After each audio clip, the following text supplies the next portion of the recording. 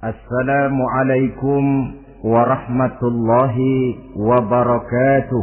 Waalaikumsalam warahmatullahi wabarakatuh. Bismillahirrahmanirrahim.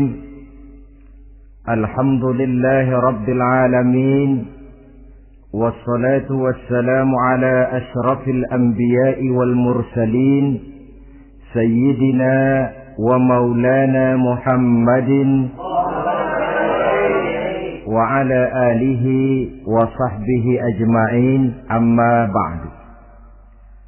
Saudara-saudara hadirin ma'asyiral muslimin rahimakumullah. Salah satu dari rukun iman yang 6 mengajarkan kepada kita untuk beriman dengan adanya hari akhirat. Hari yang dimulai dengan kehancuran alam ini, yang dalam istilah kerennya disebut the last day of the world, di mana air laut tumpah ke darat, planet-planet bertabrakan, gunung meletus, bumi gempa, lalu semua yang bernama hidup mati. Terjadilah kebangkitan setelah mati itu dalam kehidupan yang disebut kehidupan akhirat. Pada kehidupan akhirat itu Allah jelaskan dalam surah Abasa ayat 34, Yauma yafirrul mar'u min akhihi wa ummihi wa abihi wa sahibatihi wa banihi likulli imri'in minhum yawma idzin sya'nun yughni. Hari di mana setiap orang akan lari dari saudaranya, dari ibunya dan bapaknya, dari istrinya dan anak-anaknya. Setiap orang pada hari itu disibukkan oleh persoalannya sendiri-sendiri. Sehingga sangat boleh jadi hari itu orang tua tidak lagi sempat memikirkan anaknya. Seorang suami tidak lagi sempat memikirkan istrinya. Seorang teman pun tidak akan sempat memikirkan teman. Tiap orang sibuk dengan persoalannya sendiri-sendiri untuk mempertanggungjawabkan kegiatan hidupnya ketika di dunia ini. Dalam keadaan semacam itu, di mana orang disibukkan dengan persoalannya masing-masing, ada 7 golongan manusia yang mereka tenang-tenang saja. Orang lain bingung, mereka kalem. Orang lain kepanasan, mereka mendapat keteduhan. Siapa mereka? Inilah yang akan kita jadikan pembicaraan pada pertemuan kita kali ini. Bersumber dari sebuah hadis di mana bersabda Rasulullah sallallahu alaihi wasallam, Sab'atun yuzilluhumullahu yawma la zilla illa zilluh. Ada 7 golongan manusia, kata beliau, yang di akhirat nanti akan langsung mendapat perlindungan dari Allah. Padahal hari itu tidak ada lagi perlindungan selain perlindungan Allah. Sehingga lantaran Allah langsung yang melindungi mereka, maka mereka tidak merasakan lagi kepanasan akhirat. Mereka tidak lagi merasakan kebingungan. Mereka tidak lagi disibukkan oleh persoalan, lantaran mereka langsung dilindungi oleh Allah Subhanahu wa ta'ala. Siapa gerangan yang 7 orang ini? Marilah kita lihat satu persatu dengan harapan mudah-mudahan kita termasuk salah satu di dalamnya. Amin ya rabbal alamin. Manusia pertama yang langsung mendapat perlindungan dari Allah, kata Nabi, imamun adil. Pemimpin yang adil. Siapa sih pemimpin itu? Dan apa artinya adil? Saudara hadirin, Secara umum yang dinamakan adil ialah at-tawassut bainal amraini. Orang yang pandai mengambil sikap jalan tengah dari dua persoalan yang dihadapinya. Biasanya tidak berat ke kiri, juga tidak berat ke kanan. Itu yang disebut adil. Orang yang tidak hanya sekedar bisa menuntut kewajiban dari seseorang, tapi juga bisa memberikan hak kepada orang itu juga disebut adil. Lalu pemimpin itu siapa? Setiap kita adalah pemimpin. Yang besar kecilnya kepemimpinan kita bergantung kepada apa yang kita pimpin. Dan sudah barang tentu bahwa setiap pemimpin akan dimintakan pertanggungan jawab dari apa yang dipimpinnya. Seorang pemimpin yang adil, dia menaungi orang-orang yang dipimpinnya dalam kehidupan di dunia ini.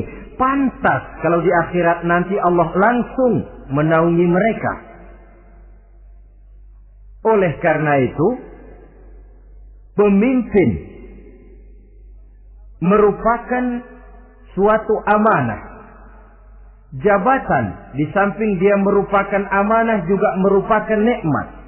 Dan nikmat itu akan bergantung kepada pandai atau tidak kita mensyukurinya. Beberapa contoh dalam sejarah bisa kita lihat. Seorang bernama Umar bin Abdul Aziz.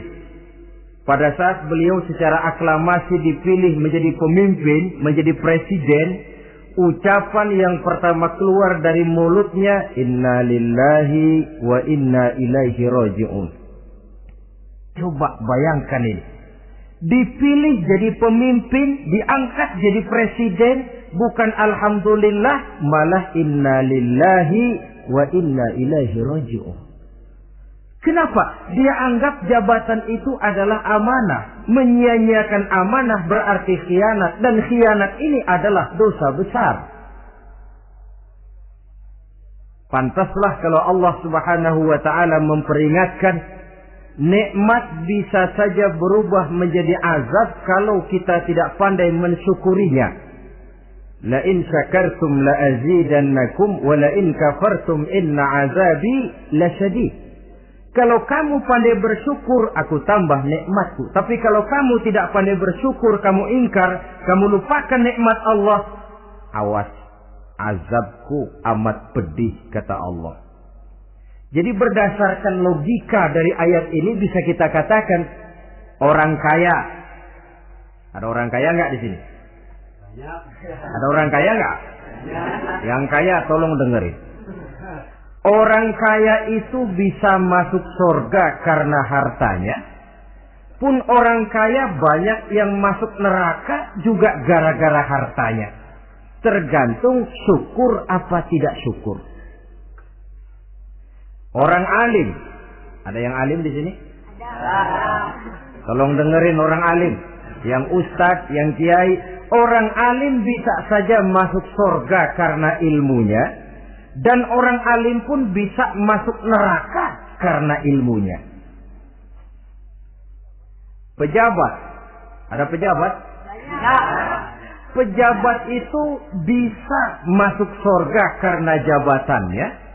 Pun pejabat itu bisa masuk neraka karena jabatannya, bergantung syukur apa tidak. Kalau ada orang kaya, hartanya didapat dari jalan yang halal, berusaha menurut yang disyariatkan oleh Allah.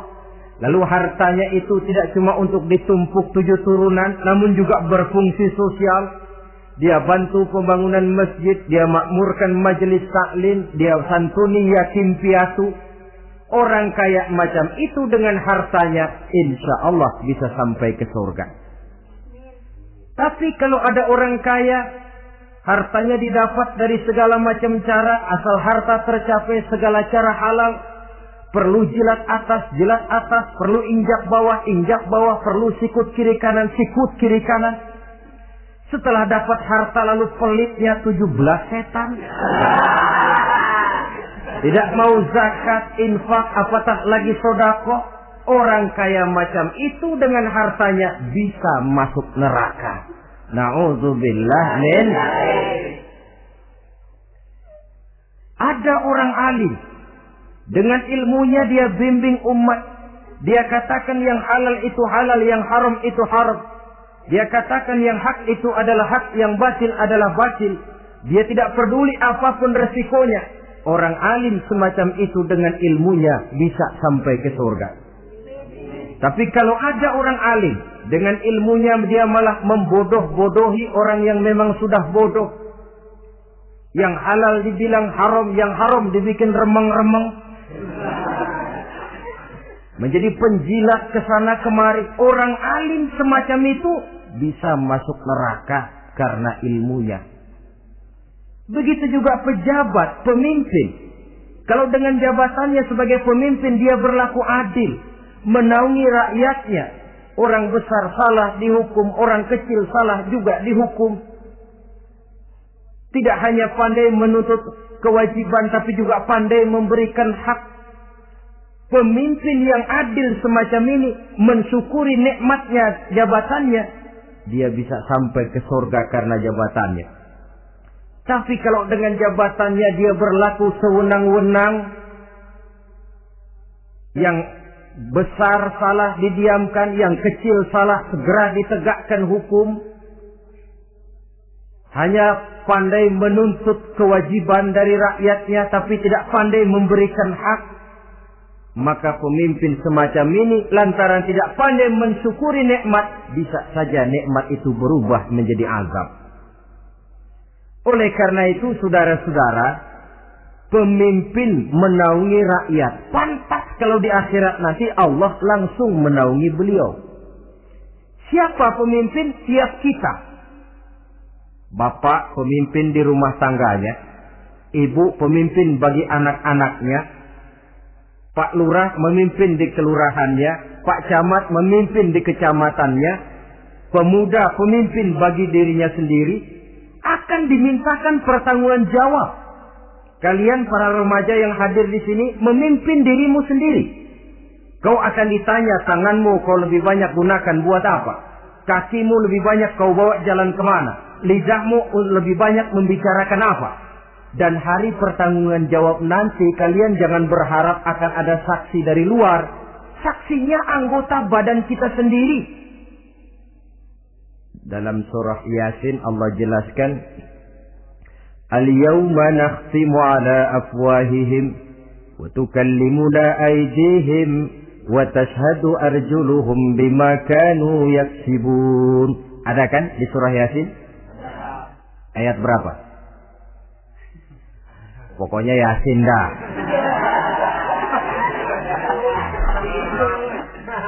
Daripada repot-repot, pokoknya Yasin. Gitu aja biar urusan lancar.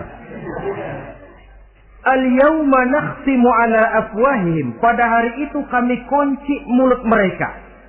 Jadi tidak pandai lagi mulut ini bicara. Wa tukallimuna aydihim. Tangan-tangan mereka yang akan bicara kepada kami. Wa tashhadu arjuluhum. Kaki mereka akan memberikan kesaksian. Bima kanu yaksibun. Terhadap apa saja yang telah pernah mereka lakukan dalam kehidupan di dunia ini. Hari pertanggungan jawab. Oleh karena itu kalau kita memimpin diri sendiri, berlakulah adil kepada diri sendiri. Nah, lalu masalahnya memang kita mesti adil kepada siapa saja sih? Ada 3 hal pokok yang kita harus berlaku adil. Pertama, adil kepada Allah. Yang kedua, adil kepada sesama makhluk. Dan yang ketiga, adil kepada diri sendiri. Adil kepada Allah artinya apa? Mendahulukan hak Allah daripada kepentingan pribadi. Kalau sudah datang waktu sholat asar misalnya, walaupun sedang enaknya latihan voli, berhentilah dulu sebentar. Sholat kita adil kepada Allah. Adil kenapa? Dalam contohnya dengan sholat misalnya. Sholat itu kan sehari semalam 5 waktu yang wajib. Betul atau betul? 5 waktu. Lah sholat itu, kalau sholat bagus, taruhlah 7 menit. Kalau sholatnya itu kilat, 4 menit.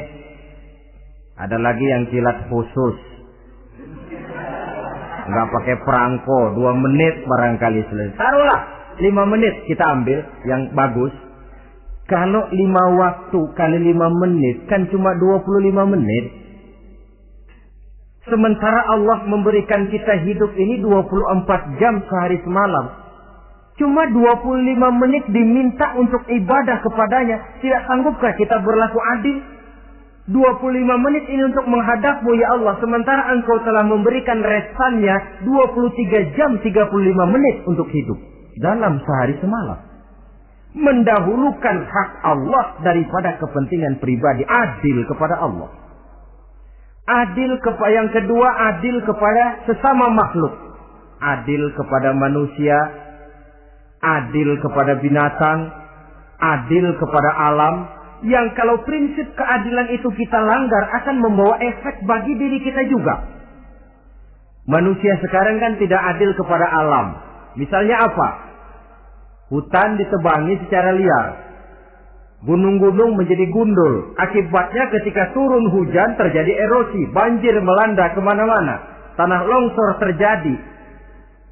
Akibatnya terkena manusia juga kalau mereka sudah tidak menjaga keseimbangan alam ini.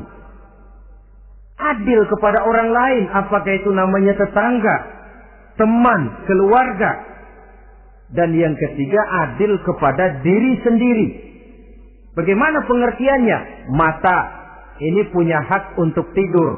Begadang terus tiap malam, tidak adil kepada mata.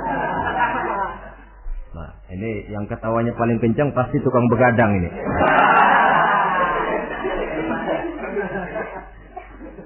Perut ini punya hak untuk tidur. Puasa saja siang malam mengurangi hak perut.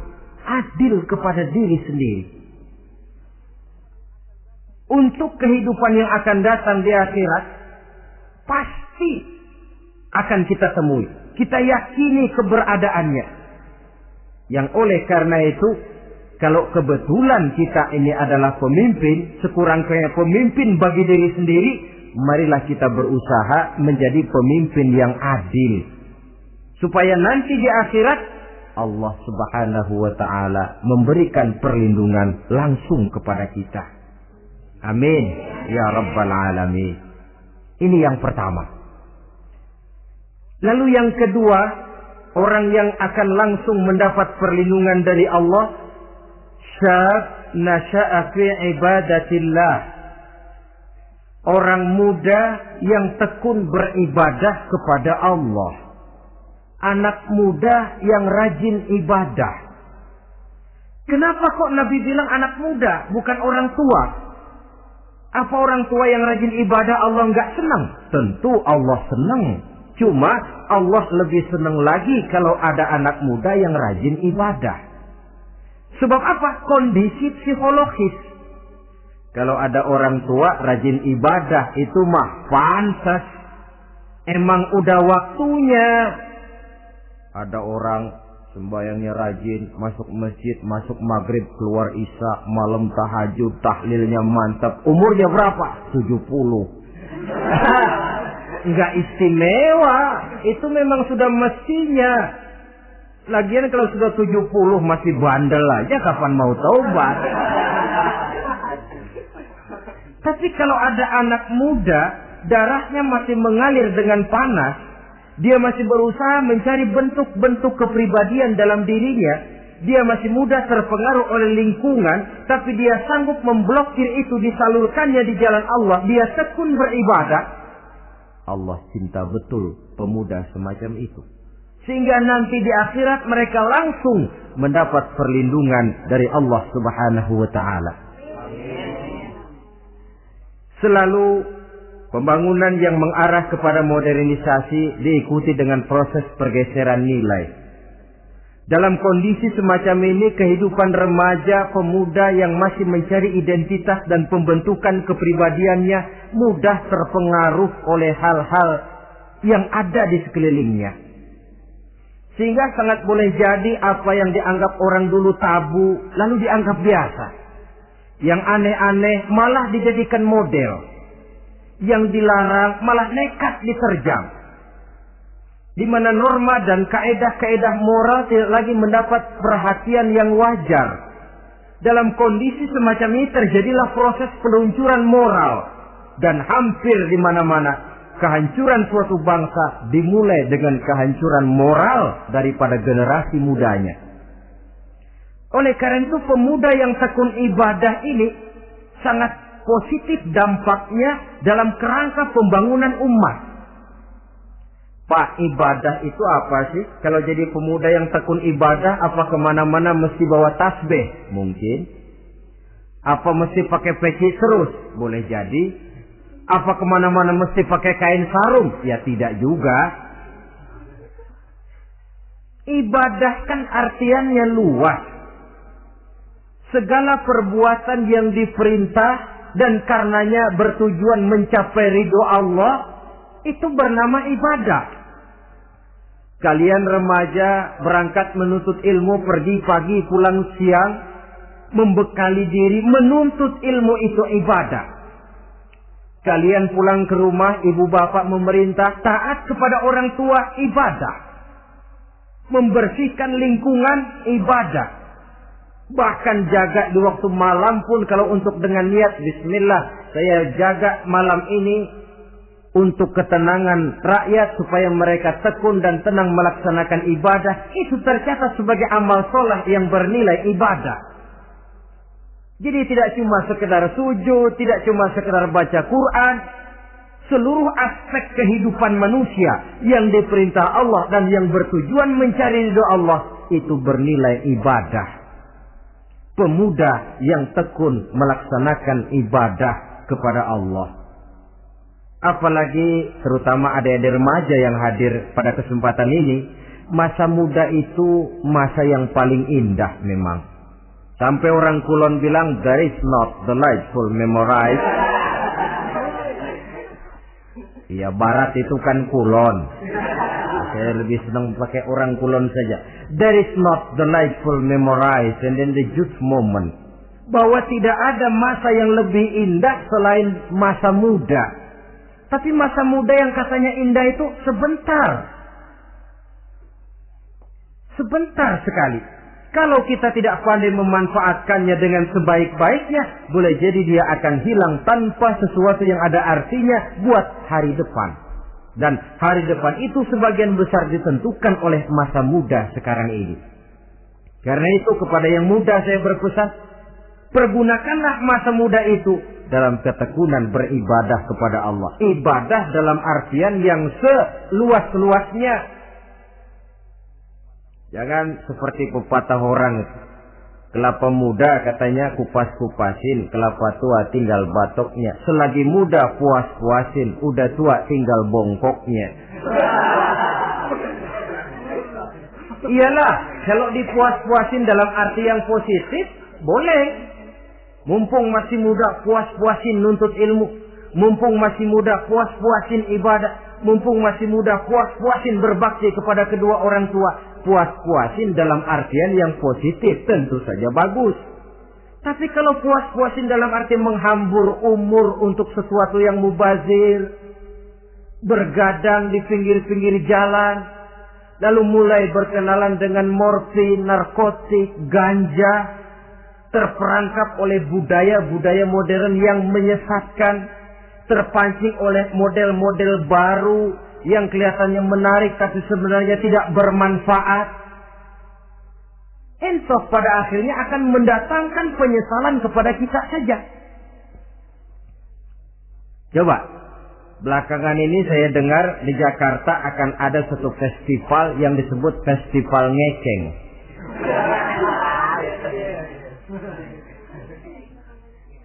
Ngeceng ini kalau bahasa gampangnya nampang.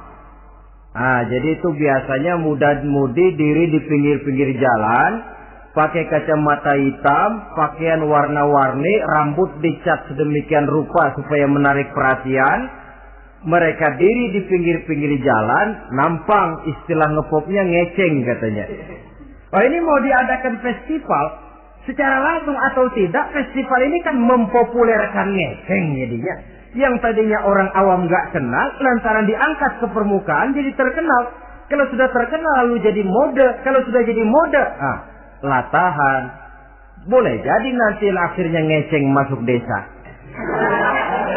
Bukan cuma sekedar abri masuk desa, bukan cuma sekedar koran masuk desa, ngeceng pun bisa saja masuk desa. Banyak saluran-saluran positif yang sesuai dengan kreativitas jiwa remaja.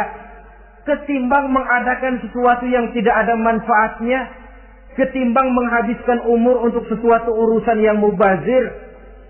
Sedangkan umur bukan jatah gratis tanpa batas waktu. Ada pertanggungan jawab. Umurmu kau habiskan di mana? Masa mudamu kau selesaikan di mana? Itu akan dimintakan pertanggungan jawab. Nah, pemuda yang tekun ibadah kepada Allah, dampak positifnya apa? Dia punya sandaran vertikal kepada Allah. Jiwanya besar, jiwanya mandiri. Dan ini yang kita perlukan. Pemuda yang siap jadi pelopor, bukan pengekor. Pemuda yang sanggup mandiri dan bukan membanggakan keturunan leluhurnya. Kata pepatah, wa khairun nasi zu syarafin qadimin aqama li nafsihi syarafan jadida wa syarrun nasi zu khumulin idza fakhartahum zakarul jaduda. Generasi yang baik adalah generasi yang punya kejayaan masa lalu dan buat mereka sendiri mereka mampu mendirikan kejayaan yang baru. Artinya nenek moyangnya memang orang-orang terhormat, tapi dia mampu mendirikan kehormatan itu bagi pribadinya. Sebaliknya, generasi yang paling jelek adalah generasi pemalas. Yang kalau orang lain kelihatan lebih hebat, dia sebut-sebut nenek moyangnya. Lu sih belum apa-apa, bapak gua dong. Bapak gua katanya. Lu sih belum apa-apa, om saya dong. Tante saya dong. Kerjanya cuma membangga-banggakan leluhur. Dia sendiri tidak ada apa-apanya. Ini generasi yang paling jelek. Kalau orang kelihatan lebih hebat, dia sebut leluhurnya. Sementara dia sendiri nol nilainya, tanpa ditunjang oleh fasilitas leluhurnya. Pasukan pemuda mandiri macam ini yang kita perlu. Bukan sekedar pasukan pemuda oke bos, kulun nuwun, yes sir, yes man, kumaha juragan wae.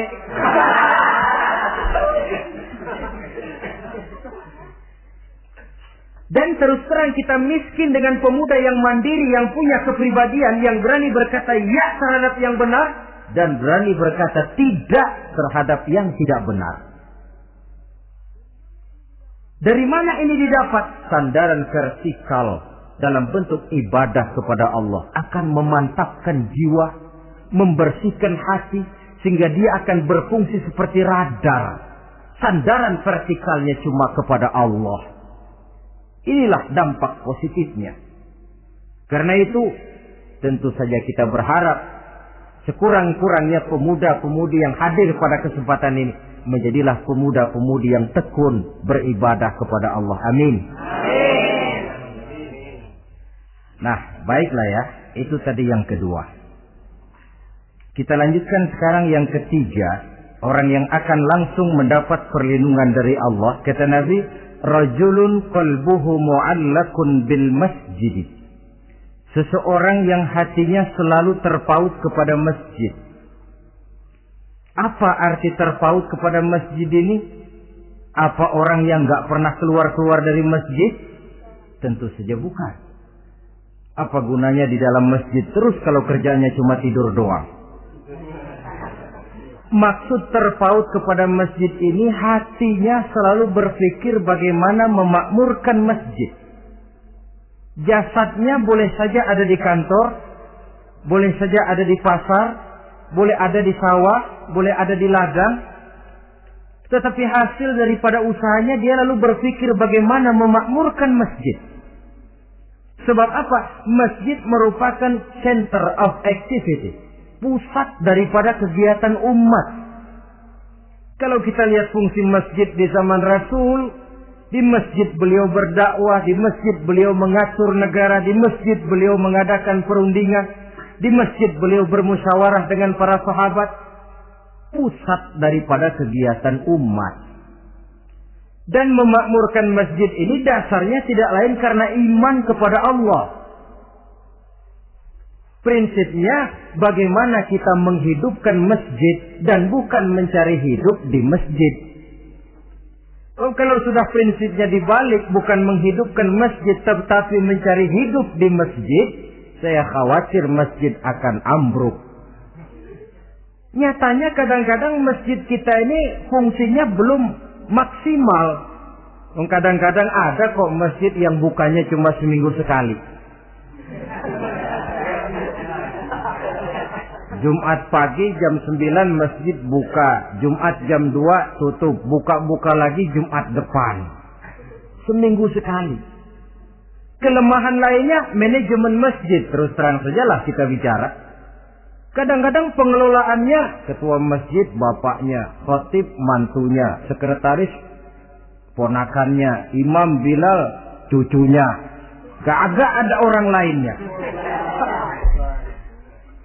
Ya kalau bagus kepengurusannya tidak apalah.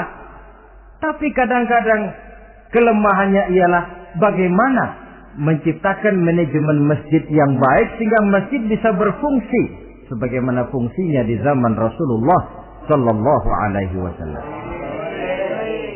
Apalagi belakangan ini ada kecenderungan yang membuat kita optimis, gembira. Remaja, pemuda-pemudi mulai gemar datang ke masjid. Berkumpul membentuk remaja masjid, remaja musola, mengadakan kegiatan majelis taklim yang mingguan, yang bulanan, aksi sosial, yang semuanya bermuara dari kehidupan masjid. Sesuatu yang menggembirakan. Dan sudah sepatutnya para pengelola masjid membuka pintu untuk bisa mengatur masjid menurut manajemen yang diharapkan oleh umat. Karena bagaimanapun di masjid dua jalur komunikasi, bahasa kerennya two-way traffic communication, itu bisa kita laksanakan.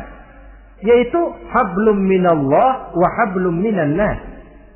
Berhubungan kepada Allah dan berhubungan kepada sesama manusia bisa terlaksana di masjid. Berhubungan dengan Allah jelas saja lewat sholat misalnya. Berhubungan dengan sesama manusia jelas saja lewat musyawarah, lewat majelis taklim, lewat kegiatan-kegiatan yang mensiarkan agama. Dan begitu selanjutnya. Saudara hadirin yang saya hormati, memakmurkan masjid sebagai rumah Allah. Sebab dalam hadis kursi Allah katakan, inna buyuti fil ardi al masajid wa inna zuwari fiha ummaruha. Rumahku di permukaan bumi adalah masjid-masjid, kata Allah. Dan orang-orang yang memakmurkan masjid, orang yang datang ke masjid adalah tetamuku. Kalau Allah memerintahkan kita menghormati tamu, tentu Allah lebih tahu bagaimana menghormati tamunya sendiri. Allah mengajarkan kita, hormatilah tamumu. Sekarang kita yang menjadi tamunya Allah dengan datang ke masjid, dengan memakmurkan masjid, Allah lebih tahu menghormati tamunya. Ini yang ketiga. Yang keempat, hadirin, orang yang langsung mendapat perlindungan dari Allah itu rajulani tahabba fillahi ijtama'a alaihi wa tafarraqa alaihi. Dua orang yang menjalin persaudaraan, yang bertemu dan berpisah karena Allah. Bersaudara karena Allah. Bukan karena orang punya pangkat tinggi lalu kita temani, bukan karena orang kaya lalu kita dekati, tetapi karena Allah. Kau di jalan Allah, mari kau saudara saya. Kau keluar dari jalan Allah, maaf sajalah, bawalah dirimu sendiri, saya akan membawa diri saya. Lebih baik sendiri daripada berteman jahat. Berdua memang lebih baik daripada sendiri, tapi sendiri lebih baik daripada berteman jahat. Maksudnya apa ini? sederhana dalam benci, sederhana dalam cinta. Ukurannya Allah. Al-Quran mengisyaratkan, wa asa an tuhibbu syai'an wa huwa syarrul lakum, wa asa an takrahu syai'an wa huwa khairul lakum.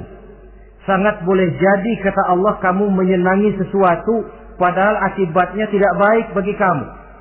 Dan sangat boleh jadi kamu membenci sesuatu padahal akibatnya baik bagi kamu. Nah, mari kita lihat. Kalau orang bersaudara cuma karena temannya itu punya pangkat tinggi, saya yakin kalau temannya pensiun, persaudaraannya akan selesai sampai di situ. Kalau kita mencari teman cuma karena dia kaya, satu saat dia jatuh bangkrut, jatuh miskin, persaudaraan akan selesai sampai di situ. Tapi kalau karena Allah yang bisa memisahkan kita apabila orang sudah keluar dari jalur yang diridhoi oleh Allah Subhanahu wa taala. Oleh karena itu, kepada semua hadirin, mari menjalin persaudaraan dalam bentuk ideal yang diajarkan oleh Islam, nilai persaudaraan yang diikat oleh akidah. Kalaupun harus benci, bencilah sederhana, tidak habis-habisan ngebenci orang. Kalaupun harus cinta, cintalah sederhana. Boleh jadi yang hari ini kita benci bukan main, besok kita senangi. Mungkin yang hari ini kita cintai mati-matian, besok sudah berubah menjadi yang kita benci. Sederhana saja, tidak usah berlebih-lebihan. Kalau nilai persaudaraan yang diajarkan ini bisa kita wujudkan, persaudaraan yang diikat dengan nilai akidah, maka dari persaudaraan semacam itu, insya Allah kita bisa berbuat banyak untuk kepentingan diri, keluarga, masyarakat kita pada umumnya. Ini kelompok yang keempat. Orang kelima yang nanti langsung mendapat perlindungan Allah, rajulun da'athum ra'atun zatu mansibin wa jamalin ila nafsiha faqala inni akhafullaha rabbal alamin. Seorang laki-laki, kata Nabi, yang dipanggil oleh perempuan cantik. Laki-laki normal dipanggil oleh perempuan cantik. Untuk apa? Diajak melakukan perbuatan yang negatif. Tidak ada orang yang tahu. Tempatnya sepi. Apa yang terjadi? Orang ini berkata, inni akhafullaha rabbal alamin. Maaf saja, saya takut kepada Allah. Orang yang bermoral nanti di akhirat langsung dilindungi oleh Allah. Tidak mudah jatuh oleh bujuk rayu. Tidak mudah terpesona oleh wajah-wajah yang menggiurkan. Seperti dalam sejarah yang terkenal itu Nabi Yusuf alaihi salam. Kenal kan Nabi Yusuf? Nabi Yusuf itu bekerja di istana Kitfir. Kitfir ini punya istri namanya Zulaikha. Orangnya cantik. Diam-diam Zulaikha ini rupanya naksir sama Yusuf. Satu hari suaminya tidak ada di rumah, pintu dikunci-kunciin. Setelah pintu semua terkunci, dia panggil Nabi Yusuf, "Hai salah, Yusuf, sini." Kata Yusuf, "Mau ngapain?" "Pokoknya sini." "Iya, mau ngapain?" "Iya, kayak orang-orang, ngapain sih?"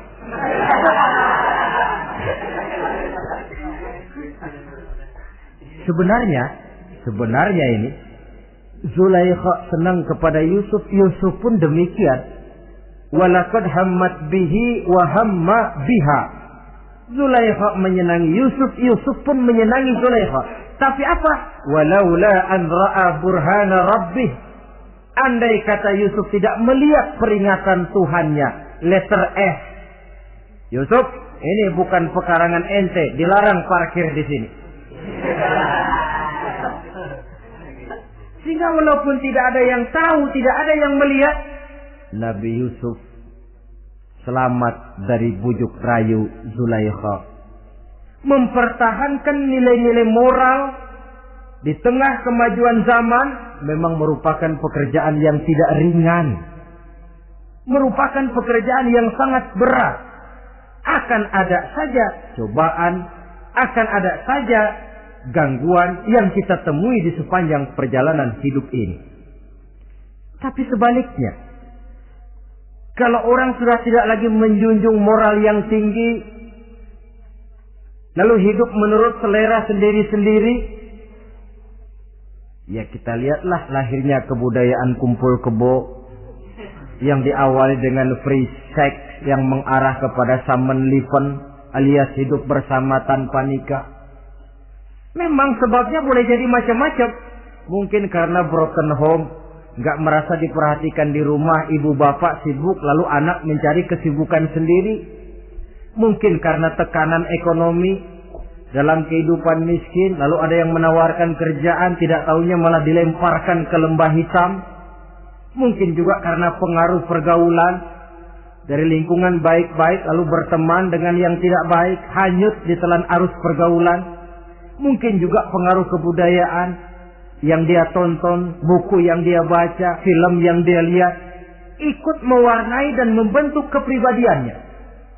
Tapi apapun alasannya, satu hal yang jelas, semuanya berangkat dari rapuhnya pegangan orang kepada nilai-nilai agama. Sebab sumber nilai moral yang tertinggi tidak lain agama adanya. Intinya apa?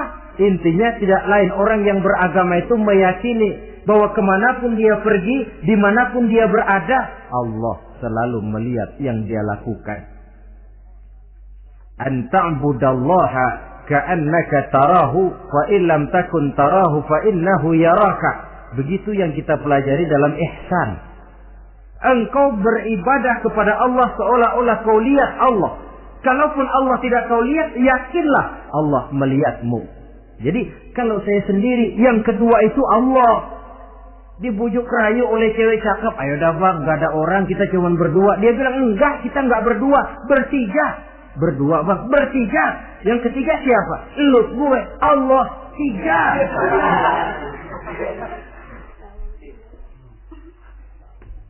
Di kantor mau korupsi dia kasak kusuk, gerasak berusuk cari apa yang seharusnya menjadi hak orang lain. Tidak ada yang lihat, tapi dia tidak sendiri. Saya berdua. Yang kedua, Allah. Merasakan kehadiran Allah dekat dalam hidup. Nilai moral semacam ini menyelamatkan masyarakat. Pantas kalau orang semacam ini di akhirat nanti langsung mendapat perlindungan dari Allah Subhanahu wa ta'ala. Karena itu terutama adik-adik remaja yang hadir, sebenarnya yang paling mahal dalam hidupmu adalah harga dirimu. Kalau itu sudah terjual dan tergadai, apalagi yang bisa kau banggakan dalam hidup ini? Titel yang berenteng barangkali, harta yang banyak, mobil yang serba berkilat barangkali. Tidak akan banyak manfaatnya kalau sudah dimulai dengan kehancuran daripada harga diri. Tidak ada yang lebih mahal daripada harga diri. Jagalah itu baik-baik. Pelihara nilai-nilai moral. Makin pandai kau jaga diri, insya Allah makin mahal hargamu. Dalam pandangan manusia, lebih-lebih juga dalam pandangan Allah.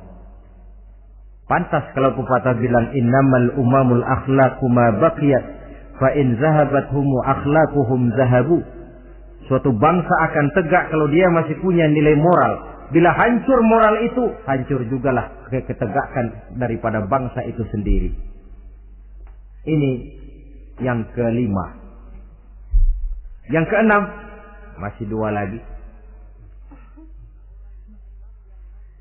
Orang keenam yang nanti akan langsung mendapat perlindungan dari Allah. Rajulun zakarallaha khalian fafadat ainahu. Seseorang yang mengingat Allah dalam kesunyian, lalu berlinang air matanya. Tengah malam dia bangun, bertahajud dia kepada Allah. Gemersik tikar tersentuh tangan, laksana lambaian tangan malaikat maut nak datang merenggut nyawa. Terbayang segala dosa dan kesalahan, tergambar semua kekeliruan yang dilakukan dalam hidup. Lalu air mata pun tanpa terasa berurai membasahi pipi. Orang yang mengingat Allah dalam kesunyian. Saudara, tidak ada orangnya itu yang tidak punya dosa. Coba saya mau tanya, yang kumpul di sini ada nggak orangnya yang nggak punya dosa? Tidak ada. Dan memang orang yang baik itu bukan orang yang tidak punya dosa. Sebab tidak ada orang yang tidak punya dosa. Orang yang baik adalah orang yang apabila dia melakukan dosa, dia segera sadar, dijadikannya itu sebagai pelajaran untuk tidak diulanginya lagi pada masa yang akan datang. Dengan kata lain, mengingat Allah dalam kesunyian itu artinya bertaubat. Ini kan anak muda sekarang nih, kalau diajak bicara taubat, taubat mah urusan 70 ke atas, Pak. Kita ini masih lama. Padahal masalah taubat bukan masalah tua. Masalah taubat adalah masalah dosa, dan masalah dosa adalah masalah manusia sejak dia akil balik sampai dengan kehidupannya yang sekarang. Sengaja atau tidak, besar atau kecil, ringan atau berat, tiap kita mesti mempunyai yang namanya dosa. Allah Maha penerima taubat sepanjang nafas belum sampai di kerongkongan. Jadi kalau nafas sudah sampai di tenggorokan, baru kita mau melaksanakan yang namanya taubat. Kasihlah itu.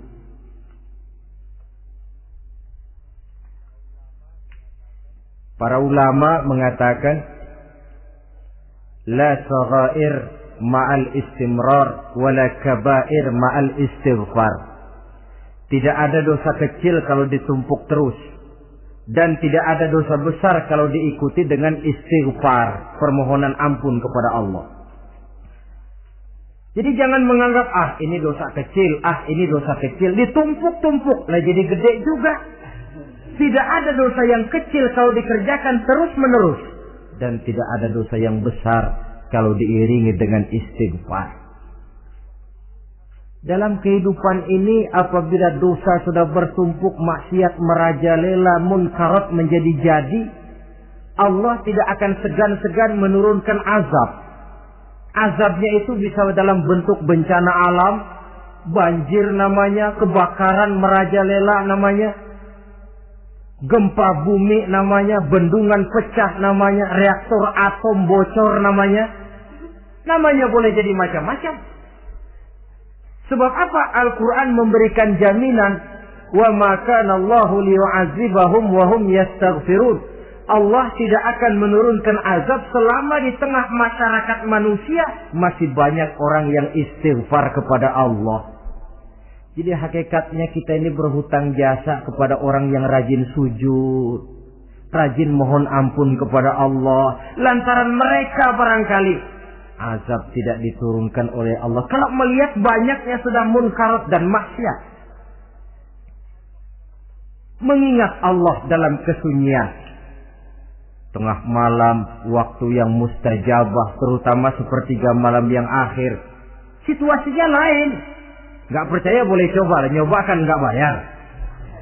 Coba kalian bangun tengah malam, tahajud, kalian akan menemukan satu suasana yang lain daripada misalnya kalau kalian sembahyang zuhur tengah hari panas terik di tengah banyak orang.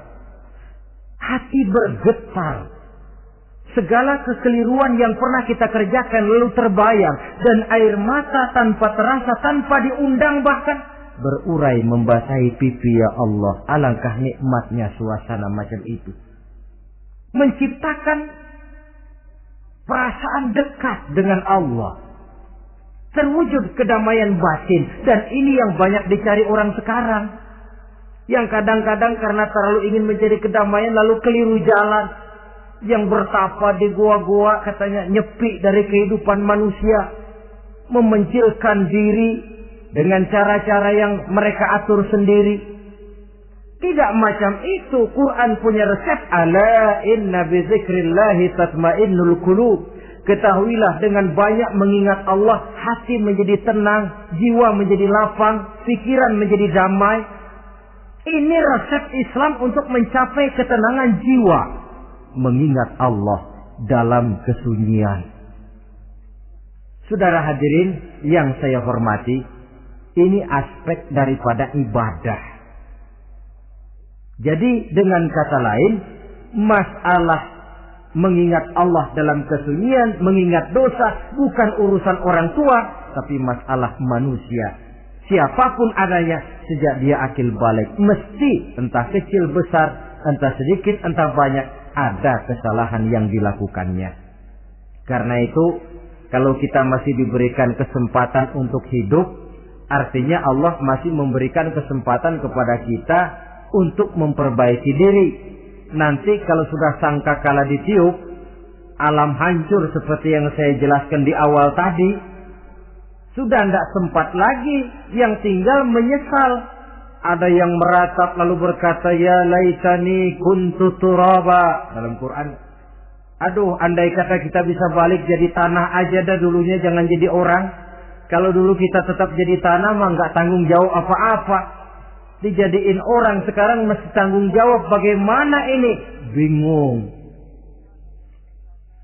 Ada yang berkata, ma aghna anni maliya halka anni sultaniyah. Ternyata harta yang saya bangga-banggakan tidak bawa manfaat hari ini. Ternyata jabatan yang pernah saya duduki malah merusak saya hari ini. Tinggal lagi penyesalan karena kelalaian memanfaatkan waktu hidup dalam kehidupan di dunia ini. Karena itu pandai-pandailah membagi orientasi. Ada saatnya kita sibuk tenggelam dalam berbagai urusan dunia, lain saat tenggelam dalam kefanaan dan kesunyian, membekali diri untuk kehidupan akhirat nanti. Sebentar meninggalkan dunia, rekes kepada Allah, mi'raj, naik menghadap Allah, supaya terwujud keseimbangan untuk mencapai fid dunya hasanah wa fil akhirati, kebahagiaan dan kebaikan di dunia maupun di akhirat nanti. Inilah golongan yang keenam, orang yang langsung mendapat perlindungan Allah, yang mengingat Allah dalam kesunyian. Yang ketujuh, yang terakhir, orang yang langsung mendapat perlindungan dari Allah di akhirat nanti, rajulun tasaddaqa bi sadaqatin fa akhfaha hatta la ta'lama shimaluhu ma tunfiqu yaminuhu. Seseorang yang bersedekah lalu dia ikhlas dengan sedekahnya sehingga tangan kirinya tidak tahu apa yang diberikan oleh tangan kanannya.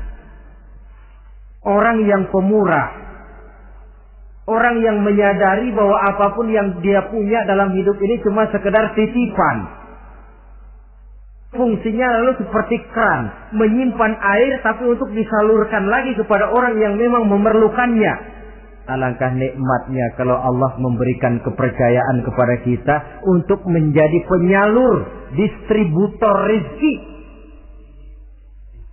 Kalau kita ingat kemari, berpikir ke sini, kita tidak akan sayang lagi. Enak saja yang peras keringat banting tulang cari rezeki saya, sampean datang-datang mau minta. Loh, mungkin rezeki dia, tapi lewat tangan kita. Satu kehormatan dari Allah kalau kita dijadikan seperti keran, menyimpan air, tapi tidak untuk dirinya sendiri, disalurkannya kepada orang-orang yang memang memerlukannya. Tidak ada orang jatuh bangkrut lantaran bersikap pemurah, dan tidak ada orang jadi kaya raya lantaran dia bakhil atau pelit bin kikir alias medit.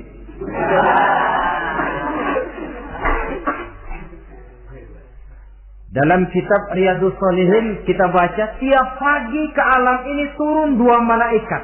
Cuma kita nggak tahu. Dua-duanya berdoa, yang sebelah kanan berdoa, yang sebelah kiri berdoa. Kata yang sebelah kanan doanya tiap pagi ini. Kata yang malaikat yang satu dia berdoa, Allahumma a'ti munfiqan khalafa. Ya Allah, kepada orang-orang yang suka infak, kepada orang-orang yang suka memberi, kepada orang-orang yang pemurah, gantilah mereka dengan yang lebih baik dari apa yang telah mereka berikan. Lalu malaikat yang satu berdoa, Allahumma a'ti mumsikan talafa. Ya Allah, kepada orang-orang yang mumsik, bakhil, kikir, berilah mereka kerusakan dan kebinasaan di dalam harta mereka. Maka lihat sajalah, orang kaya tapi pelit, ada saja jalan yang kira-kira duitnya bakalan jadi keluar dan gak ada pahalanya. kena musibah, lalu berobat sekian juta, kemalingan, ditipu orang. Ada saja cara duitnya keluar yang gak ada pahalanya. Inilah prinsipnya. Allah mencintai orang pemurah. Dalam hadis qudsi, uhibbu ahlas sakha wa hubbi lil faqiri sakhi asyad. Aku cinta kepada orang yang pemurah, tapi aku lebih cinta kepada orang miskin yang pemurah. Orang kaya pemurah Allah cinta, orang miskin pemurah Allah lebih cinta. Kenapa? Nilainya lain. Orang kaya sedekah 500, orang miskin sedekah 500, sama 500 ya, tapi saya yakin pahalanya lebih besar buat si miskin. Kenapa? Buat orang kaya 500 apa artinya? Sekelebatan. Buat si miskin 500 dia mesti peras keringat banting tulang, tapi dia berani memberi seperti beraninya orang kaya. Nilai ini yang dilihat oleh Allah.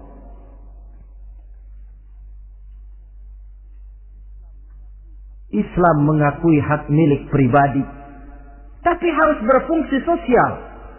Di dalam harta yang kita miliki itu ada haknya masjid, ada haknya yatim, ada haknya madrasah.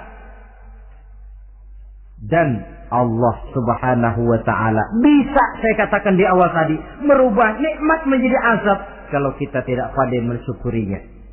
Bersyukur kalau diberikan harta artinya mempergunakan harta itu sesuai dengan kehendak yang memberinya. Allah memberikan harta kepada kita. Apa yang Allah kehendaki? Supaya harta itu berfungsi sosial. Milik pribadi silakan, tapi berfungsi sosial dalam kehidupan. Kita terus terang saja, umat Islam ini bukan tidak punya potensi, tapi tidak pandai menginventarisir potensi. Apa tidak ada orang Islam yang kaya? Banyak. Yang belum banyak yang mau berbuat atas nama dan untuk kepentingan agamanya. Kalau buat pribadinya, berani bukan main. Itulah yang sering diungkapkan orang, pembangunan pesantren terlunta, ya, asrama yatim piatu tidak terurus. Ada orang membangun masjid, meletakkan batu pertama sekaligus jadi batu terakhir. Setelah itu la yamutu wa la yahya, mau dibilang hidup tidak kelihatan geraknya, mau dibilang mati pun tidak ketahuan kuburannya. Kurangnya kesadaran akan arti amanah dan titipan dari Allah. Lahirlah korun-korun abad 20. Kalian tahu sejarah korun? Saking kayanya korun, kunci gudang hartanya itu saja onta yang bawa. Itu baru kunci itu. Onta yang bawa. Ketika orang tanya, "Anna laka hadza ya korun?" Hartamu begini banyak, dari mana kau dapat korun? Ya saya usaha, tidak ada hubungannya sama Tuhan katanya. Apa yang terjadi? Lantaran kekurang ajarannya melupakan nikmat, korun dan seluruh harta bendanya ditenggelamkan Allah oleh gempa bumi. Makanya orang sekarang kalau dia macul ketemu harta, apa katanya? Gue dapat harta karun. Peninggalan si korun itu barangkali dahulunya. Saudara-saudara, oleh karena itu, kalau kita oleh Allah diberikan amanah berupa harta, pandailah bersyukur dan jadilah orang yang ikhlas dalam bersedekah. Nah, inilah pertemuan kita pada kali ini. Walaupun singkat, mudah-mudahan sekali lagi kita termasuk salah satu di antara 7 golongan yang di akhirat nanti langsung mendapat perlindungan dari Allah. Terima kasih banyak atas segala perhatian. Mohon maaf atas segala kekurangan. Usikum wa nafsi bitaqwallah. Wassalamualaikum warahmatullahi wabarakatuh.